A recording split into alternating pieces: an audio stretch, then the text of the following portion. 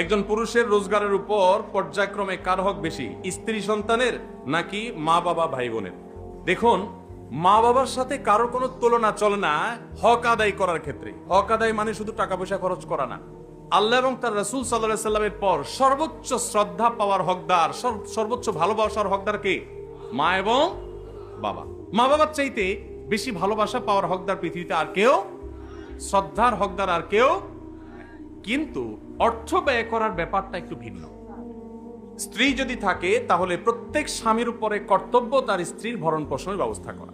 মা বাবার যদি টাকা পয়সার অভাব না থাকে, নিজেদের যা চেষ্টা দিয়ে তারা যদি চলতে পারেন, তাহলে শরীয়ত সন্তানের উপরে সন্তানের বাবা মার ভরণ পোষণ দেওয়াটাকে ফরজ করেনি। কথা কি বুঝতে পারছেন? কিন্তু মা বাবার প্রতি শ্রদ্ধা দেখানো, তাদের জন্য অর্থকড়ি নফল হিসাবেও খরচ করা, এটা আমৃত্যু, এমনকি মৃত্যুর পরেও করতে হবে, আজীবন করতে হবে, মৃত্যুর পরেও করতে হবে। স্ত্রীর সাথে তো যতদিন বৈবাহিক সম্পর্ক থাকে ততদিন, বৈবাহিক সম্পর্ক না থাকলে তখন আর তার ভরণ পোষণ আবশ্যক হবে না। অতএব এটা দেখে কেউ আবার এটা মনে করেন না যে ইসলাম কি মা বাবার উপর স্ত্রীকে অগ্রাধিকার দিয়েছে কিনা, মোটেই না। কিন্তু খরচের যদি ব্যাপার হয়, স্ত্রী অন্যের ঘর থেকে এসছে আপনার ঘরে, অতএব তার সম্পূর্ণ দায় দায়িত্ব আপনার, আপনি তার ভরণ পোষণের ব্যবস্থা করে দিবেন।